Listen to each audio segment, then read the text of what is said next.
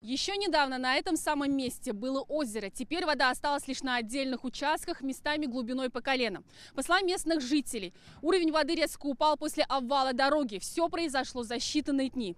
Теперь сюда приходят не отдыхать, а выловить и спасти рыбу, которая еще осталась. Люди в гидрокостюмах буквально руками пытаются выловить рыбу. Когда-то это было одно из самых популярных мест для рыбалки. Самла едят ко мне.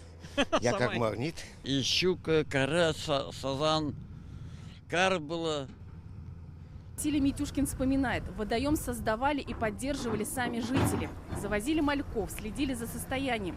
Сегодня Кучканка, которая была частью их жизни, уходит на глазах. Проблемы с дорогой на улице Азина, по словам жителей, начались давно. Грунт проседал, труба разрушалась. В администрации объяснили, причиной обвала стало весеннее половодье. Подмыло дорогу и дамбу. Все будем восстанавливать в прежнем виде.